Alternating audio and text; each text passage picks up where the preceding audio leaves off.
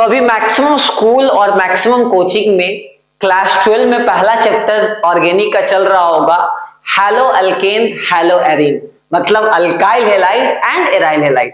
अब उसमें आपको पता है कि मैकेनिज्म आता है SN1 SN2। तो मेरे सामने बहुत ही प्यारा क्वेश्चन है, रेट ऑफ SN1 इस पार्टिकुलर तीनों कंपाउंड में कंपेयर करना है कि किसमें SN1 ज्यादा होगा या किसमें कम होगा, ठीक है ना। तो आपको पता है कि SN1 में क्या होता है, कार्बोकैटायन बनता है, इंटरमीडिएट बनता है। जितना ज्यादा कार्बोकैटायन स्टेबल होगा, रेट ऑफ SN1 उतना ज्यादा होगा, ठीक है ना। तो सबसे पहले हम लोग कार्बोकैटायन बना लेंगे। जब भी आपको रेट ऑफ SN1 निकालना है, आप पहला काम आपका है कार्बोकैटायन बना लेना। तो चलो कार्बोकैटायन बना लेते हैं, ठीक है। तो कार्बोकैटायन बन रहा है, बन गया और ये बन गया। सब 2 डिग्री टाइप का दिख रहा है, कोई दिक्कत नहीं है, ओके। मुझे पता है 90% बच्चे जो इस वीडियो को देख रहे हैं बोलेंगे सर सबसे ज्यादा स्टेबल कार्बोकैटायन A है, फिर B है, फिर C है, रेजोनेंस हो रहा है, कोई दिक्कत नहीं है दोनों में। यही गड़बड़ कर गया आप।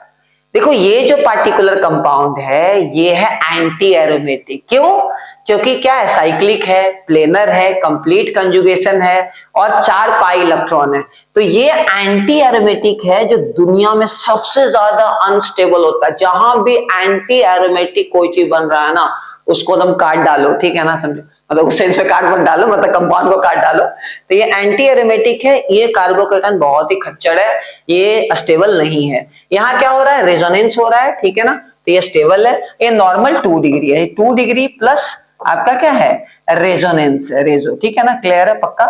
तो ये बात आपको समझ में आना चाहिए। सबसे ज्यादा स्टेबल कार्बोकैटायन क्या है, बी है, फिर आपका क्या है, सी है, फिर ये एंटी एरोमेटिक को सबसे लास्ट में रखना है। इसलिए रेट ऑफ SN2 सबसे ज्यादा किसका हो, SN1 सबसे ज्यादा किसका होगा, आपका बी का होगा, फिर सी का होगा, फिर ए का होगा।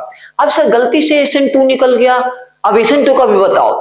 देखो SN2 में भी सेम ही आंसर आएगा। क्यों सेम आएगा, भले ही वहां कार्बोकैटायन नहीं बनेगा बट ट्रांजिशन स्टेट बनेगा। तो ट्रांजिशन स्टेट में भी क्या आएगा, डेल्टा पॉजिटिव का कैरेक्टर आएगा। तो हम लोग सेम तरीके से ही फॉलो करेंगे क्योंकि सबका डिग्री ऑलमोस्ट सेम है, ठीक है ना, सब में 2 डिग्री दिख रहा है। इसीलिए SN2 भी होता तब भी आंसर सेम होता। बस फर्क क्या है, SN1 में कार्बोकैटायन बनता है, SN2 में कार्बोकैटायन नहीं बनता है। सिर्फ और सिर्फ आपको ट्रांजिशन स्टेट देखने हैं।